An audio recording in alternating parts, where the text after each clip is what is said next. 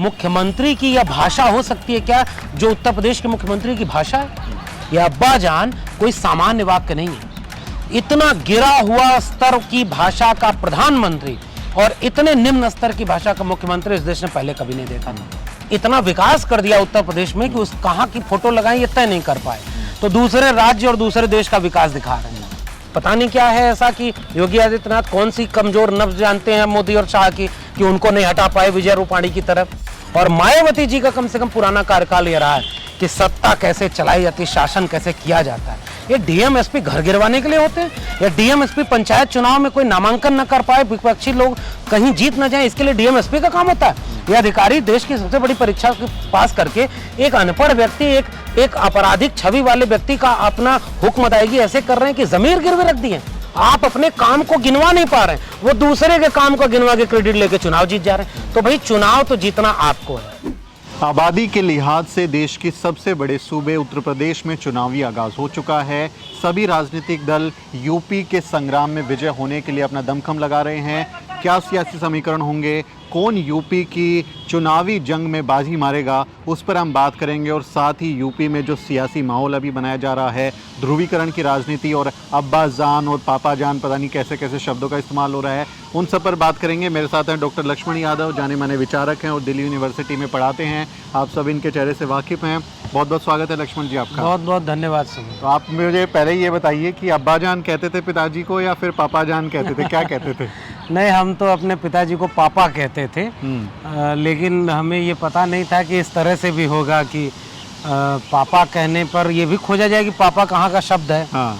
और किस कल्चर से जुड़ा हुआ है, तो हम तो पापा ही कहते थे। हाँ जी। तो ये अब्बा जान शब्द लेके आए योगी आदित्यनाथ, वो कह रहे हैं राशन खा जाते थे अब्बा जान वाले, तो मतलब ये झलक है कि चुनाव आते आते वो किस तरह का माहौल बनाने की कोशिश हो रही है। बिल्कुल, ये जो उनकी अपनी पहचान जैसी है ना, जिस तरह की राजनीति उत्तर प्रदेश में, उत्तर प्रदेश ही नहीं हर जगह, मतलब पूरे देश में जो राजनीति भारतीय जनता पार्टी, राष्ट्रीय स्वयंसेवक संघ ये सब करते हैं ना, ये उनकी जमीन है।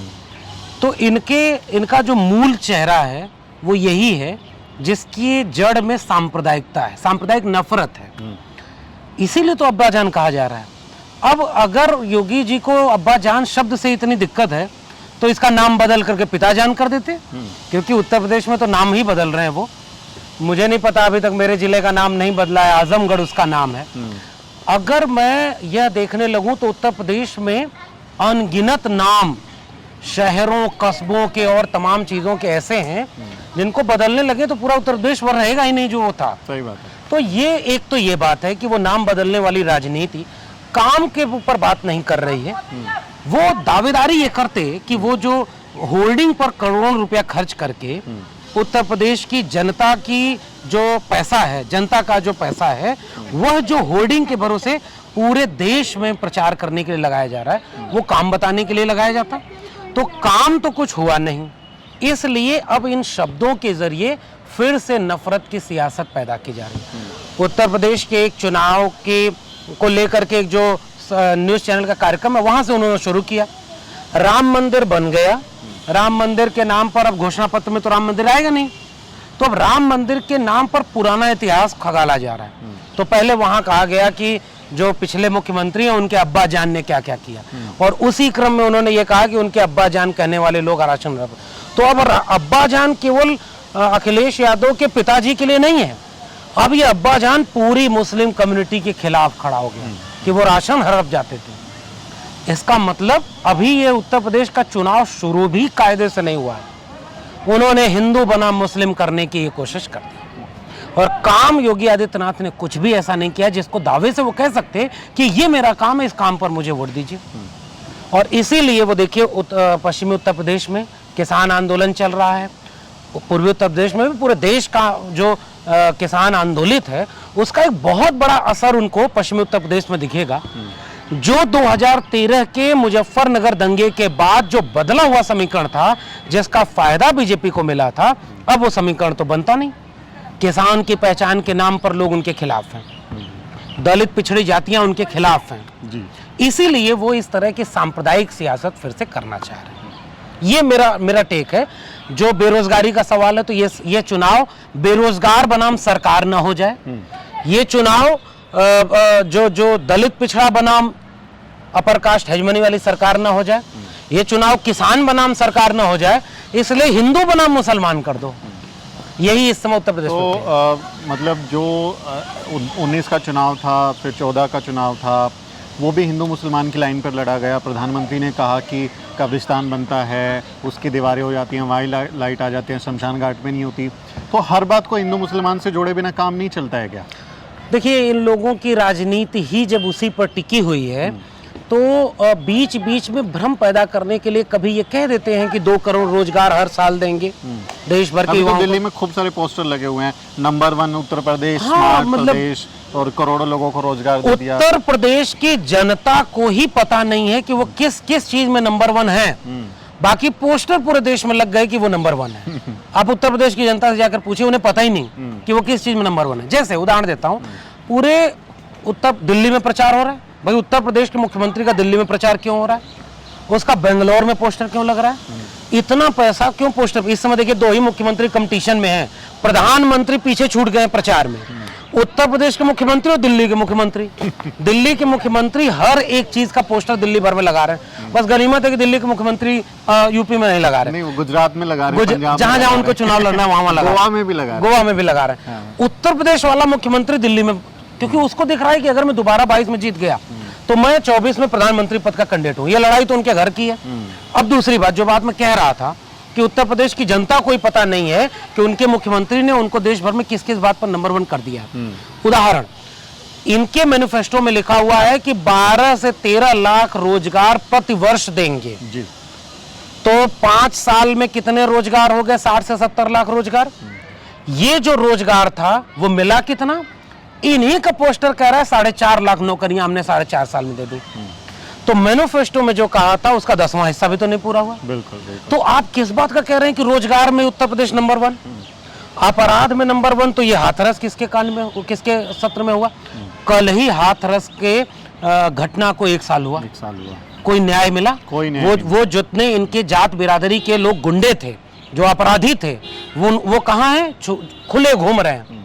जेल में कौन है? वहां का छात्र, नौजवान, किसान, मजदूर और दलित पिछड़ा आदिवासी। इनकाउंटर में कितने लोग मारे गए? 1200 इनकाउंटर की तो रिपोर्ट आई हुई है, जिनमें से ज्यादा इनकाउंटर फेक हुए। बुलडोजर चलाया जा रहा है, घर तोड़ा जा रहा है। लोकतंत्र का ये मतलब था। CNRC में लाखों रुपए का उन्होंने उनके ऊपर जुर्माना ठोक दिया, लोगों के घर गिरवा रहे हैं। तो नाम बदलना, घर तोड़ना, अपराधी उत्तर प्रदेश छोड़ दें, पता चला कि वो अपराधी बीजेपी में शामिल हो गए और उनको MLC बना दिया जा रहा है। अगर विपक्षी दल का अपराधी है तो वो अपराधी है, भाजपा में आ गया तो वो तो राम राज्य का, वो फिर गंगा नहा के पवित्र, हाँ, राम राज्य का कार सेवक हो गया फिर वो, कि वो तो महान काम के लिए आया है। तो जो राम राज्य की बानगी है ना, वो उत्तर प्रदेश में 4.5 पौने 5 साल में दिख चुकी है। तो ये जो पोस्टर का खेल है, केवल अपने नाकारेपन, निकम्मेपन और अपनी विफलता को छिपाने का एक चेहरा मात्र है। असल जमीन सांप्रदायिकता। अभी एक नया पोस्टर भी आया था उनका, आपने देखा होगा कि योगी जो है वो विशाल का एक प्रतिमा, मतलब स्टैचू ऑफ यूनिटी से भी विशाल, एक इंडियन एक्सप्रेस के पहले पन्ने पे छपी। और जो फ्लाईओवर का फोटो है वो कलकत्ता का है। हाँ। और जो कंपनी है जो मजदूरों की, वो अमेरिका की कंपनी है। तो मतलब ये इंटरनेशनल विकास हो गया, ये अंतर्राज्यीय विकास हो गया कि वहां से उठा के फ्लाईओवर ही ले आए वो। हाँ। हनुमान जी तो बूटी लाए थे पहाड़ पे, ये फ्लाईओवर उठा लाए। देखिए, इसमें हुआ ये ना कि उनको इतना विकास कर दिया उत्तर प्रदेश में कि उस कहाँ की फोटो लगाएं ये तय नहीं कर पाए, तो दूसरे राज्य और दूसरे देश का विकास दिखा रहे हैं। अरे ये निकामापन है। आपके देश में, आपके प्रदेश में कोई 4.5 साल में एक इमारत या एक सड़क भी ऐसी नहीं बनी थी जिसको आप पोस्टर में लगा पाते। अपना काम दिखाते, अपना काम दिखाते ना। और ऐसा अब तो उसका ठीकरा फोड़ दिया गया कि वो अखबार की गलती है। अखबार की गलती है कि योगी जी के साथ किसी की भी पोस्टर लगा दे। दूसरी बात, ये पूरे पोस्टर का खेल मुझे लगता है कि कहीं उत्तराखंड के CM की तरह, कर्नाटक के CM की तरह, या अभी हाल ही में जैसे गुजरात के CM को बदल दिया गया, तो कहीं उत्तर प्रदेश के CM को न बदल दिया जाए चुनाव आने से पहले। बिल्कुल ठीक पहले। ऐसा हो सकता है। मैं अभी कह रहा हूं कि ये आंतरिक जो राजनीति थी, यह तो होने वाला था, यह तो उत्तर प्रदेश में होने वाला था जब इनके जन्मदिन पर बधाई नहीं दी गई। इनके खिलाफ प्रधानमंत्री, गृह मंत्री किसी ने बधाई नहीं दी। जैसे लगता है उनका ट्विटर उस दिन काम नहीं कर रहा था, बिजली नहीं थी, क्योंकि खूब झगड़ा था। इसी उत्तर प्रदेश में जो उप मुख्यमंत्री थे, जिनको 2017 के चुनाव के पहले प्रदेश अध्यक्ष बना करके पिछड़ों का वोट लेने के लिए आगे किया गया था, वह वैसे ही केवट के नाव वाले की तरह हाशिए पर चले गए राम राज्य में। कहीं पता नहीं कि राम को पार करने वाले उस केवट का क्या हुआ, शबरी कहाँ है राम राज्य में। वैसे ये लोग चुनावी बैतरणी पार कराने के बाद कुर्सी तक नहीं मिली, स्टूल पर बैठना पड़ा। स्टूल पर बैठा, वो तस्वीरें वो पिछड़े समाज के नेता थे ना, इन्होंने अपने नेम प्लेट अपने से रख दिया था, तो उसको हटवा दिया गया, पंचम तल से भगा दिया गया। ये अपमान जो पिछड़े समाज का इस राज्य में हुआ है, एक राजपूत मुख्यमंत्री के कार्यकाल में हुआ है, क्या वो नहीं दिखता? तो ये वो उनकी बोली को सुनिए जो पिछड़े समाज के हैं। वो ये कह रहे हैं कि भाई विधायक दल के नेता चुनेंगे कि मुख्यमंत्री कौन होगा। तो ये कुर्सी खुद जिसकी खतरे में है, वो कैसे बताएंगे कि वो अगली बार 22 में मुख्यमंत्री या 24 में प्रधानमंत्री बन रहे हैं? इनके ख्वाब बड़े हैं, काम जीरो है। उत्तर प्रदेश की जनता ने पिछले इनके कार्यकाल में जितना दमन, शोषण, अन्याय, अत्याचार और झूठ सहा है, हिंदू मुस्लिम नफरत सही है, जातियों के बीच जो वैमनस्य फैलाया है, इस पर यह चुनाव होने वाला है। योगी आदित्यनाथ, अजय सिंह बिष्ट, क्या इस देश की जनता भूल जाएगी कि ये वही अजय सिंह बिष्ट है जिन्होंने नफरती बयान दिया था? ये वही अजय सिंह बिष्ट है जो शहीद के घर जाते हैं तो दरी सोफा लगता है, एसी लगाई जाती है? यही अजय सिंह बिष्ट है अपराधी दिल्ली छोड़, उत्तर प्रदेश छोड़ दें और उसके बाद अपराधियों की शय वहां होती है जी। और क्या आपने कानून व्यवस्था कहाँ रखा है? और व्यंग, हिकारत भरा बयान मुख्यमंत्री की, यह भाषा हो सकती है क्या जो उत्तर प्रदेश के मुख्यमंत्री की भाषा है? यह अब्बा जान कोई सामान्य वाक्य नहीं है। इतना गिरा हुआ स्तर की भाषा का प्रधानमंत्री और इतने निम्न स्तर की भाषा का मुख्यमंत्री इस देश ने पहले कभी नहीं देखा था। ये काम इस समय उत्तर प्रदेश कोई मर्यादा नहीं रखते हैं कि भाषा का ध्यान रखें, या फिर आप मुख्यमंत्री तो पूरे राज्य के हैं, आप प्रधानमंत्री तो पूरे देश के हैं, फिर ये जातियों को, समुदायों को टकरा के सिर्फ यही आपकी राजनीति का हथियार बन गया है? विकास, रोजगार, शिक्षा, स्वास्थ्य है, कोरोना के बाद जो हालात हुए उस पर यूपी चुनाव नहीं लड़ा जाएगा? वो फिर ये अब्बा जान, अप्पा जान और अब्बू जान, इन सब पे ही लड़ा जाएगा? हाँ, देखिए, वो बीजेपी के काम करने का तरीका ये है कि उनका एक संगठन जो अदृश्य है, जो गैर राजनीतिक संगठन है, वो घर घर जाकर के लोगों को समझा रहा है कि दलित, पिछड़े, आदिवासियों का हित कहाँ है? आरएसएस में है। हिंदू खतरे में, उसे बचाएगा कौन? आरएसएस बचाएगा। राम मंदिर बन गया, मथुरा काशी कौन बचाएगा? आरएसएस बचाएगा। तो घर घर इनका एक स्वयंसेवक समूह, जो अंबानी, अडानी जैसे जो फंडिंग है कि पार्टियों को बॉन्ड में कितना पैसा मिल रहा है, इसका कभी हिसाब नहीं दिया जाएगा इस देश में। कोरोना के नाम पर जो पीएम केयर फंड आया है, उसकी आरटीआई ऑडिट दोनों नहीं हो सकती, ना आरटीआई पूछ सकते ना ऑडिट हो सकती। वैसे ही राम मंदिर के नाम पर कितना चंदा लिया गया, कितनी जमीन घोटाला हुआ, इसका कोई ना ऑडिट है ना आरटीआई से आप पूछ सकते हैं। वैसे ही आरएसएस कैसे काम करता है ये तो देश की जनता को पता ही नहीं। तो पैसा आ रहा है उनको जिनको ये देश बेच रहे हैं, तो पैसा इनके पास इतना आ रहा है कि वो गांव-गांव अपना संगठन फैला चुके हैं। तो वो गांव-गांव जाके लोगों को नफरत भर रहे हैं और ऊपर से प्रधानमंत्री, मुख्यमंत्री की तारीफ कर देंगे कि कोरोना काल में जितना अच्छा काम उत्तर प्रदेश में हुआ, यही अच्छा काम हुआ कि जो गंगा माँ इनको बुलाई थी उसमें लाशें तैरती हुई नजर आई, हॉस्पिटल में लोग मरे, आरएसएस के लोग मरे। ये मोदी के प्रस्तावक जो रहे छन्नू लाल मिश्र, इनके रिश्तेदार को बेड नहीं मिला और ये सारे लोग आरएसएस के लोगों को बेड नहीं मिला। क्या ये उत्तर प्रदेश की जनता भूल जाएगी? इसलिए नाकामियों का पिटारा है उत्तर प्रदेश में। तो हो क्या रहा है कि प्रधानमंत्री एक दिन आएंगे, बधाई नहीं देंगे जन्मदिन पर, मुख्यमंत्री बदलने की बात चलेगी। पता नहीं क्या है ऐसा कि योगी आदित्यनाथ कौन सी कमजोर नब्ज जानते हैं मोदी और शाह की कि उनको नहीं हटा पाए विजय रूपाणी की तरफ या जो है त्रिवेंद्र सिंह रावत की तरह। तो मुख्यमंत्री तो बच गए, उप मुख्यमंत्री बोलते हैं कि पता नहीं अगली बार मुख्यमंत्री बनेंगे कि नहीं, ये पता ही नहीं। ये पता नहीं। अभी ये अलीगढ़ में जो कार्यक्रम हुआ, जिसमें फिर अलीगढ़ मुस्लिम विश्वविद्यालय के सामने राजा महेंद्र प्रताप को खड़ा किया जा रहा है हिंदू बना करके। हिंदू भी बनाते तो अच्छा था। प्रधानमंत्री क्या बोल रहे हैं? जाट हैं। तो जाट हिंदू नहीं थे क्या? तो तुम ये जातियां क्यों लोगों की बताते हो? क्यों बता रहे हैं? क्योंकि हिंदू तो कोई आइडेंटिटी है नहीं। हिंदू तो तब किया जाता है जब जाति के लोग, दलित, पिछड़े, आदिवासी अपना हक मांगने लगे तो उनसे कहो तुम हिंदू हो, तुम तो चलो राम राज्य के लिए दंगा करने और ये सब काम करने। तो जो जाट बनाएंगे, कभी किसी गुर्जर बनाएंगे, कभी जातियों की राजनीति करेंगे और ऊपर सबको कहेंगे हिंदू धर्म खतरे में, तो एक दिन प्रधानमंत्री आएंगे, मुख्यमंत्री की तारीफ कर देंगे और मुख्यमंत्री से ये कहेंगे कि भाई जो काम हुआ है कोरोना काल में वो सबसे अच्छा इनके काम में हुआ है। तो ये दोनों एक दूसरे को काउंटर बैलेंस कर रहे हैं, यही राजनीति है। लेकिन उत्तर प्रदेश की जनता इनसे नाराज है, ये तो उत्तर प्रदेश में दिख रहा है। तो प्रधानमंत्री जो है राजा महेंद्र प्रताप सिंह को वो जाट नेता की तरह पेश कर रहे हैं, और यूपी में अभी खासकर वेस्टर्न यूपी, अलीगढ़, मुजफ्फरनगर, मथुरा, ये पूरा एक जाट लैंड जो है वो किसान आंदोलन में भी कूदा हुआ है। तो जो किसान आंदोलन से जो जाट नेता हैं, जो किसान हैं, वो नाराज़ हैं, उनको साधने की और उसको एक तरीके से कंपनसेट करने की कोशिश है कि उसको किसी तरीके से जो है अपने खेमे में कर लिया जाए या फिर उसकी कमी को किसी दूसरी तरीके से भर लिया जाए। बिल्कुल ठीक बात है कि ये वही पश्चिमी उत्तर प्रदेश है जहां 2013 के दंगे के बाद सबसे ज़्यादा बीजेपी को फायदा हुआ जी।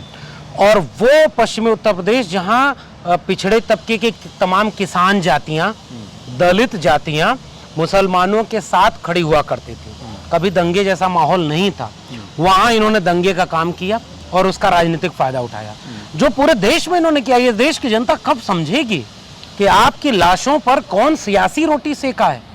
ये सबसे ज्यादा काम अगर किसी ने किया तो बीजेपी ने किया, और उत्तर प्रदेश में इसका सबसे ज्यादा काम हुआ। अब पश्चिमी उत्तर प्रदेश में हुआ क्या कि किसान आंदोलन के बाद ये पूरा किसान जातियां इनके खिलाफ हो गई। और खिलाफ कैसे हुई, ये केवल कहने में नहीं, इनके सांसद विधायक जब उनके घरों और गांव में जाने लगे तो उनको तो मार के भगाया गया, दौड़ाया पूरा। ये तो दौड़ा दौड़ा के इनके दृश्य सामने आ गए। और मुजफ्फरनगर की महापंचायत में भले वो नारे को हम तो बहुत अच्छा नहीं मान रहे कि भाई सांप्रदायिक सौहार्द दिखाने के लिए धार्मिक नारे लगा रहे हैं कि अल्लाह अकबर और हर हर महादेव, चलिए मैं उससे बहुत सहमत नहीं हूं, क्योंकि भाई लगना चाहिए तो वहाँ जय भीम, जय मंडल के नारे, जय संविधान के नारे लगते, वो ज़्यादा सेकुलर नारा है।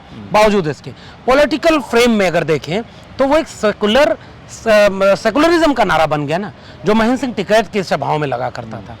उसका मतलब क्या था कि हिंदू मुसलमान का नारा लगा रहा है, मुसलमान हिंदू का, आपसी भाईचारे का नारा था। वो नारा लगने के बाद उन्होंने जब मंच से ये कहा कि हमको लड़वा करके हमारा हक छीन लिया इन्होंने, अब कभी यहाँ पर हिंदू मुस्लिम दंगा हम नहीं होने देंगे, तो किसान आंदोलन केवल किसानी के चलते नाराज नहीं है, वो अपनी सांस्कृतिक जड़ों को भी देख रहा है। और वहाँ इनके सांप्रदायिक नफरत की जो फसल थी वो तो अब सूख रही है। इसलिए अब एक फिर से अलीगढ़ में जाकर के हिंदू राजा, आप राजा महेंद्र प्रताप सिंह का इतिहास नहीं जानते? उन्होंने 57 के चुनाव में अटल बिहारी वाजपेयी को हराया था। अटल बिहारी वाजपेयी चौथे नंबर पर आए थे। राजा महेंद्र प्रताप ग्लोबल गवर्नेंस के हिमायती थे। 1915 में उन्होंने पहली समानांतर सरकार घोषित कर दी थी, राष्ट्रपति खुद बने थे, और बरकतुल्लाह को जो मध्य प्रदेश के थे उनको उन्होंने प्रधानमंत्री बनाया था। तो वो व्यक्ति अपने विचारों में सेकुलर था, उसको लेफ्ट प्रोग्रेसिव माना जाता था। उस व्यक्ति को अब नफरत के लिए इस्तेमाल किया जाएगा। अलीगढ़ मुस्लिम विश्वविद्यालय की लाइब्रेरी में महेंद्र प्रताप के ऊपर किताबें और उनके योगदान के लिए तस्वीर सब कुछ लगी है, लेकिन ये लोग केवल हिंदू बनाम मुस्लिम करना जानते हैं। इसलिए वो लोग चुनाव के लिए जाति का भी इस्तेमाल करेंगे, सांप्रदायिकता का भी इस्तेमाल करेंगे, और वही उत्तर प्रदेश में इस समय हो रहा है। लेकिन ये इसका जो तोड़ है वो तो यूपी की जो विपक्षी पार्टियां उनके पक्ष है, चाहे वो मायावती हो, अखिलेश हो, चंद्रशेखर हो, या जो अभी दूसरा चौथा धड़ा बन रहा है ओवैसी का, राजभर का, जो अन्य छोटे दल हैं, तो वो क्या इसको काउंटर करने की स्थिति में है? आप उसको कैसे देखते हैं कि वो चुनावी टक्कर कैसे दे पाएंगे? आप और मैं तो बात कर रहे हैं, लेकिन चुनाव तो वही लड़ेंगे ना। बिल्कुल, मतलब असल चिंता आपके सवाल को अगर सारांश में कहें तो भाई जनता तो नाराज है, लेकिन ये जो नाराज जनता है जिस दिन वोट डालने जाएगी उस दिन ये किसको वोट देगी? राजनीति में तो यही से तय होता है, जिसको वोट ज्यादा मिलेगा वो जीतेगा, बाकी हारेंगे। तो अब इसी की मूल चिंता है। उत्तर प्रदेश की जनता नाराज है। ऐसे समय में दो काम विपक्ष का होता है, जब सत्ता दमनकारी हो जाए। अगर विपक्ष सामान्यतः कैसे काम करता है, ये बात तो भारतीय जनता पार्टी जब विपक्ष में रही इसको सीखना चाहिए। वो दिन रात सड़क पर उतर करके आंदोलन करते रहे, आंदोलन खड़ा करते हैं। अन्ना आंदोलन जैसा एक फेक आंदोलन खड़ा कर दिया, 2G 3G के नाम पर कितना घोटाला हुआ, बाद में पता चला कि वो तो घोटाला ही नहीं हुआ था। लेकिन सरकार बदल गई, दिल्ली में एक नई सरकार आ गई जो अब अयोध्या में जाकर के तिरंगा यात्रा करके, बताइए ये अल्टरनेट पॉलिटिक्स वाले आम आदमी पार्टी के लोग वहां जाकर के पुजारी और मंदिर और राम मंदिर से चुनाव लड़ने जा रहे हैं। तो राजनीति के व्याकरण को भी समझना चाहिए। अब वापस आते हैं इस पूरे राजनीतिक समीकरण पर कि जब ये आंदोलन फेक करके भी सरकार में बनाने के लिए ताकत रखते हैं। पुलवामा कैसे हुआ, सेना में जवान कैसे मारे जा रहे हैं, हर चीज़ का चुनावी फायदा उठाने में ये लोग पोस्टर लगा के सफल रहे। उत्तर प्रदेश में ये इम्तिहान है विपक्षी दलों का, उत्तर प्रदेश में इम्तिहान है उस जनता का। जनता देखे कि वाकई उनके हक की लड़ाई सड़क पर कौन लड़ रहा है। मसलन एक एग्जांपल दें, माननीय कांशीराम के ज़माने से ये बात चली आ रही है कि बसपा का जो कैडर होता है ना, वो सामाजिक और आर्थिक और सांस्कृतिक रूप से ऐसा रहा है कि 4 मुकदमे अगर उनको किसी जन आंदोलन के ऊपर लगा देंगे ना, तो अपना सामान्य जीवन नहीं जी पाएगा। इसलिए वो मजबूरी में वो काम नहीं करते। उनको पता था वोट कैसे देना है, तो वोट की ताकत से 4 बार मायावती जी को मुख्यमंत्री बनाया। और मायावती जी का कम से कम पुराना कार्यकाल ये रहा है कि सत्ता कैसे चलाई जाती, शासन कैसे किया जाता है। ये डीएम एसपी घर गिरवाने के लिए होते हैं, या डीएम एसपी पंचायत चुनाव में कोई नामांकन न कर पाए, विपक्षी लोग कहीं जीत न जाए, इसके लिए डीएम एसपी का काम होता है। ये अधिकारी देश की सबसे बड़ी परीक्षा पास करके एक अनपढ़ व्यक्ति, एक आपराधिक छवि वाले व्यक्ति का अपना हुक्म अदायगी ऐसे कर रहे हैं कि जमीर गिरवे रख दिए। शासन तो ऐसे नहीं चलता। ये सब काम हुआ है तो मायावती जी का वो पुराना शासन लोग याद करते हैं। कम से कम बसपा को ये काम करना चाहिए कि वो जनता की आवाज़ बने। अब ये बहुजन समाज पार्टी के लोगों को तय करना है, समाजवादी पार्टी के लोगों को तय करना है कि आपके काम का फीता उन्होंने काट लिया, तो आप तो जनता के बीच में जाकर अब तो ये बता दो कीजिए अपने आप समाजवादी पार्टी अखिलेश यादव को क्या करना चाहिए। उनका कैडर गांव-गांव लड़ रहा है, उन्होंने सारा काम किया, मुकदमे झेले समाजवादी पार्टी के, लेकिन समाजवादी पार्टी को एक अपना मैनिफेस्टो जारी ऐसा करना चाहिए, काम का मैनिफेस्टो। स्वास्थ्य में समाजवादी पार्टी ने 5 साल में क्या किया ये बताए, रोजगार में क्या किया ये बताए, एक पूरा मैनिफेस्टो। महिला सुरक्षा के लिए क्या किया था, दलित पिछड़ा आदिवासियों के लिए उन्होंने क्या क्या स्कीम बनाई, और विकास के लिए उन्होंने उत्तर प्रदेश में क्या क्या काम किया, जिसका फीता आदित्यनाथ काट रहे हैं। आप अपने काम को गिनवा नहीं पा रहे हैं, वो दूसरे के काम को गिनवा के क्रेडिट लेके चुनाव जीत जा रहे हैं। तो भाई चुनाव तो जीतना आपको है। इन सारे नेताओं को, अगर जितने भी लोग उत्तर प्रदेश में भाजपा को हराने के लिए लड़ रहे हैं, पहले तो इन लोगों को आपस में विचार करना चाहिए। अगर ये विचार करके रणनीतिक चुनाव नहीं लड़ेंगे, जितने भी विपक्षी दल हैं, चाहे बड़ी पार्टियां हों चाहे छोटी पार्टियां हों, खतरा अगर बहुत बड़ा हो ना, तो अपने छोटे छोटे ईगो को कुछ देर के लिए पीछे रखना चाहिए। इन सारी विपक्षी पार्टियों को एक रणनीति बनानी चाहिए। 28 से 38 पार्टियों का गठबंधन करके अटल बिहारी मुख्य प्रधानमंत्री बन सकते हैं, तो आप लोग कोई रास्ता तो निकालो, कोई तो पहल की जाए, कोई पहल करिए, दिल बड़ा करिए कि ये सत्ता में नहीं रहेंगे। और इसके लिए इन सारे लोगों को, और जो बड़ी पार्टी उसको बड़ा दिल दिखाना होगा। अखिलेश यादव और बहन मायावती जी को ये सब करना होगा। और अंत में जाकर के अगर आप ना पोलिंग बूथ पर कमजोर हुए, वही डीएमएसपी जिसने बिहार में खेल किया था, 12,000 कुल वोटों के अंतर के बावजूद आज महागठबंधन विपक्ष में है और जेडीयू और बीजेपी का सत्ता में बैठे हुए हैं। ये किसी भी स्तर तक चले जाएंगे, ये ईवीएम में घोटाला करेंगे, ये आपके लोगों को झूठे व्हाट्सएप से बरगला देंगे। और आप अगर अपने काम को नहीं बुना पाए, ये अगर इनकी नाकामियों को नहीं जनता में बता पाए, तो आप विकल्प कैसे बनेंगे। ये गोल्डन अपॉर्चुनिटी है। 22 का चुनाव अगर उत्तर प्रदेश में भारतीय जनता पार्टी दोबारा जीतती है, तो इस देश की जमहूरियत पर वह खतरा होगा, जिससे आने वाली पीढ़ियां आपको माफ नहीं करेंगी कि आप लोग अपने ईगो में एक नहीं हो पाए, या आप अपने ईगो में बीजेपी को हरा नहीं पाए। फिर आप किस बात की पार्टी, आप 4-4 बार के मुख्यमंत्री आपकी पार्टियों से रहे। अगर आप लोगों को इतना बड़ा खतरा अगर इससे दूर नहीं कर पाए, तो उत्तर प्रदेश की जनता कभी माफ नहीं करेगी। और ये नफरती लोग हैं, इन्होंने कोरोना काल में जिस तरह से पूरा आपातकाल हुआ है उत्तर प्रदेश में, no testing no corona, oxygen की कमी से कितने लोग मारे गए। मिड डे मील की योजना में जिसने रिपोर्टिंग की, उस पत्रकार को जेल में डाल दिया, पत्रकार को मुकदमे कर दिए। कितने मुकदमे छात्रों पर है, कितने मुकदमे आंदोलनकारियों पर है, घर कुर कराया। ये सब कौन बताएगा जनता में जाकर के। और वो आएगा कहेगा कि मंदिर हमने बनवा दिया, हमको वोट दो, उस मंदिर से रोजगार मिलेगा। अरे तुम कहो कि तुमने विश्वविद्यालय कितने बनाए, स्कूल कितने बनाए, नई शिक्षा नीति तो सब बर्बाद कर दिया। विपक्षी दलों की जिम्मेदारी ये है, अगर विपक्षी दल नाकाम होते हैं तो ऐसी पार्टियों को तो खत्म हो जाना चाहिए।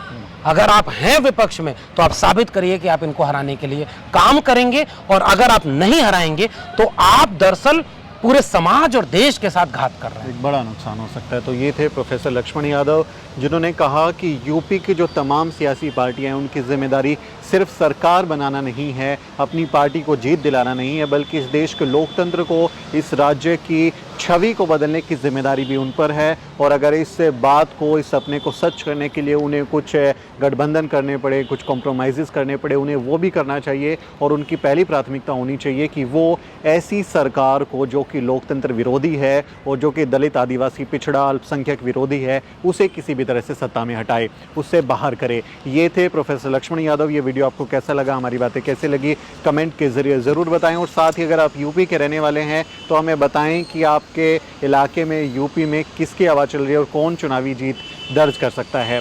मेरा नाम सुमित चौहान है और इस वीडियो को बनाने में मेरी मदद कर रही हैं मेरी सहयोगी अजरा परवीन। अगले वीडियो में मिलते हैं साथियों।